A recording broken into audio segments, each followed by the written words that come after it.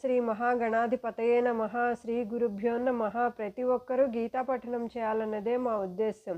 వారానికి 5 శ్లోకాలు 5 సార్లు రండి కలిసి గీతా శ్లోకాలను పఠిద్దాం. ఓం నారాయణ నమస్కృత్యం నరం చైవ నరోత్తమం దేవీం సరస్వతీం వ్యాసం తతో జయముదీరయేత్. ఆపదామపహర్తారం దాతారం సర్వసంపదాం లోకాభిరామం శ్రీరామం భూయో భూయో నమామ్యహం.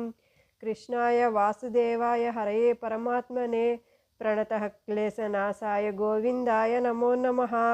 శతకోటి భానుతేజాయ తులిత సద్గుణ గుణాఢ్య ఎంబుజనాభా రతినాథక జనక లక్ష్మి సతిహిత ననుగావు భక్త సన్నుత కృష్ణ. ప్రారంభిద్దామా? శ్రీకృష్ణ పరబ్రహ్మణే నమః. 41 నుంచి 47 శ్లోకాలు చెప్పుకుందాం. ఈ వారం 2 శ్లోకాలు అధికంగా చెప్పుకుందాం. దాంతో ఈ అధ్యాయం సమాప్తమవుతుంది. మొదట ఈ 7 శ్లోకాలు నేను ఒకసారి చదువుతాను. నాతో పాటు 3 సార్లు పలకండి. మళ్ళీ అందరం కలిసి ఈ 7 శ్లోకాలు పఠిద్దాం.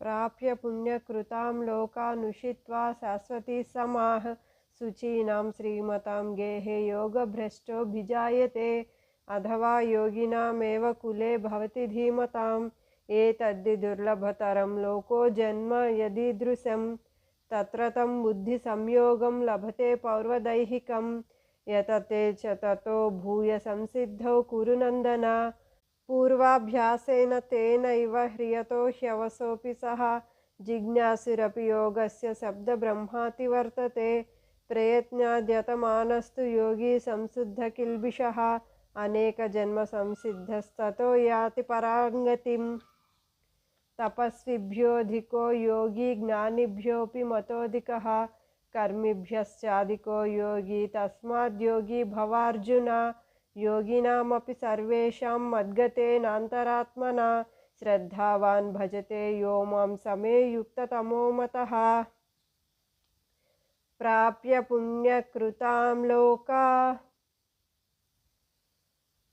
నుషిత్వా శాశ్వతీ సమాః శుచీనాం శ్రీమతాం గేహే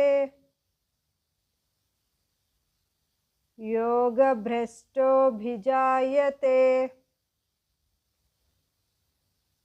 ప్రాప్య పుణ్యకృతాం లోకా నుషిత్వా శాశ్వతీ సమాః శుచీనాం శ్రీమతాం గేహే యోగభ్రష్టోభిజాయతే.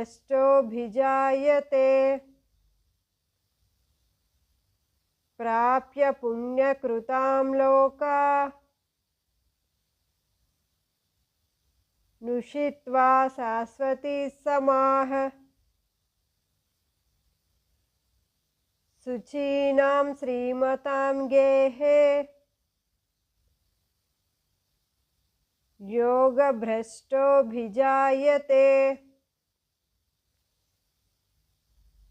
అథవా యోగినామేవ కులే భవతి ధీమతాం ఏతద్ధి దుర్లభతరం లోకే జన్మ యదీదృశం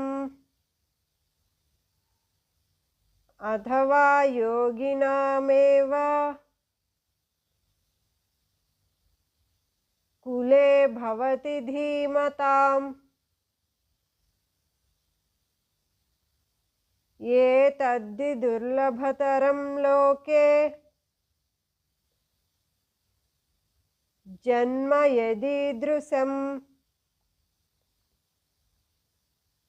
అథవా యోగినామేవ కులే భవతి ధీమతాం ఏతద్ధి దుర్లభతరం లోకే జన్మ యదీదృశం తత్ర తం బుద్ధి సంయోగం లభతే పౌర్వదైహికం यतते च ततो भूय संसिद्धौ कुरु नन्दन तत्र तं बुद्धिसंयोगं लभते पौर्वदैहिकम् यतते च ततो भूय संसिद्धौ कुरु नन्दन तत्र तं बुद्धिसंयोगं लभते पौर्वदैहिकम् यतते च ततो भूय संसिद्धौ कुरु नन्दन पूर्वाभ्यासेन तेनैव ह्रियतो ह्यवसोऽपि सः जिज्ञासुरपि योगस्य शब्दब्रह्माति वर्तते पूर्वाभ्यासेन तेनैव ह्रियतो ह्यवसोऽपि सः जिज्ञासुरपि योगस्य शब्दब्रह्माति वर्तते पूर्वाभ्यासेन तेनैव ह्रियतो ह्यवसोऽपि सः जिज्ञासुरपि योगस्य शब्दब्रह्माति वर्तते प्रयत्नाद्यतमानस्तु योगी संशुद्धकिल्बिषः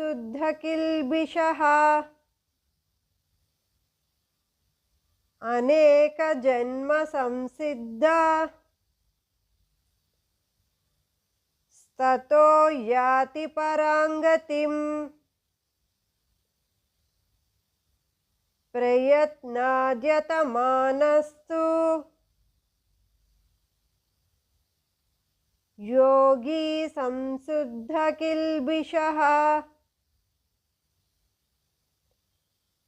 अनेकजन्म संसिद्धा ततो याति पराङ्गतिम् प्रयत्नाद्यतमानस्तु योगी संशुद्धकिल्बिषः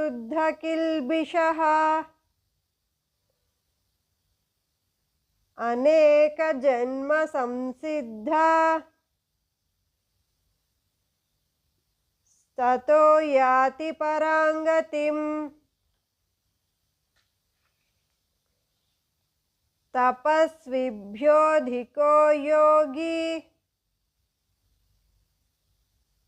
ज्ञानिभ्योऽपि मतोऽधिकः कर्मिभ्यश्चाधिको योगी तस्माद्योगी भवार्जुन तपस्विभ्योऽधिको योगी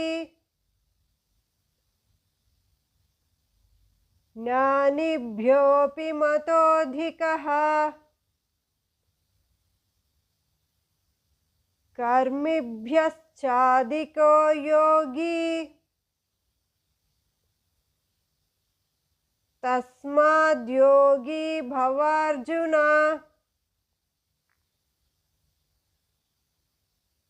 तपस्विभ्योऽधिको योगी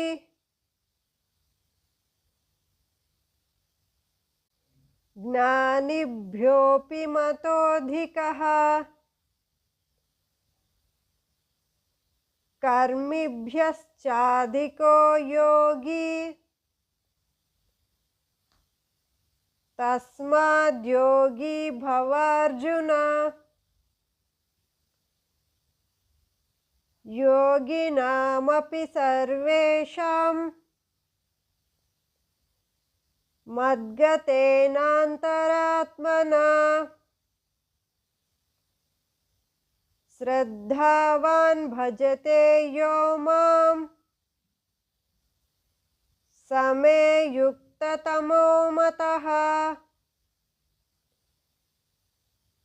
योगिनामपि सर्वेषां मद्गतेनान्तरात्मना श्रद्धावान् भजते यो मां समे युक्ततमो मतः।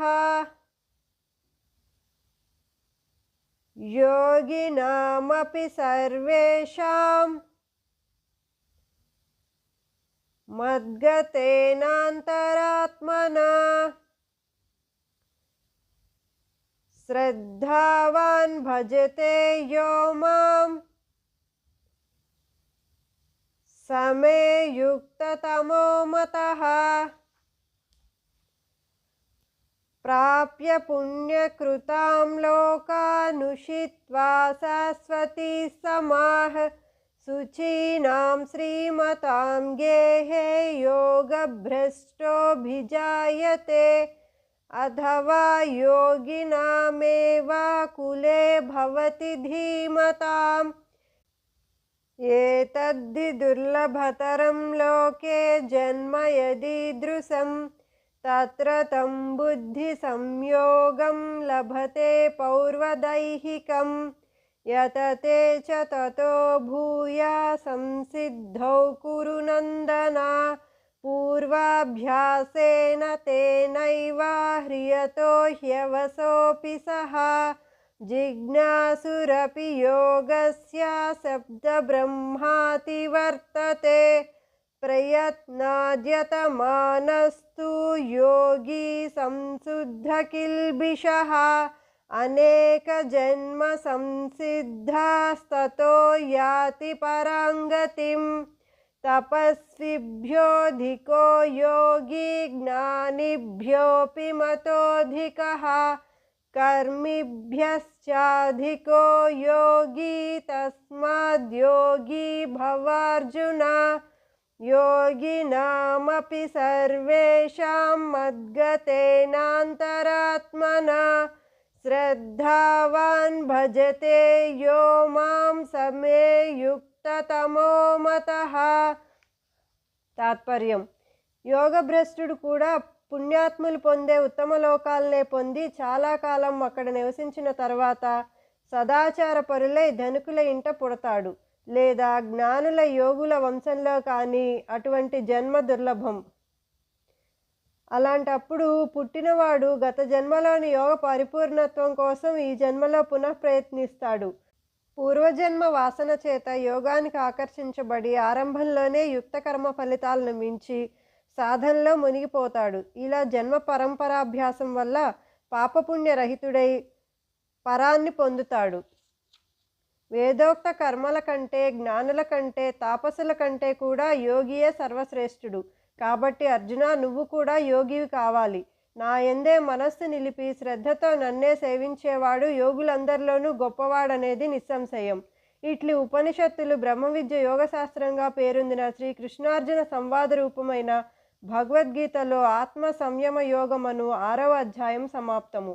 ఓం సర్వే భవంతు సుఖినః, సర్వే సంతు నిరామయాః, సర్వే భద్రాణి పశ్యంతు, మా కశ్చిద్ దుఃఖభాగ్ భవేత్. సర్వం శ్రీకృష్ణ చరణారవిందార్పణమస్తు. స్వస్తి.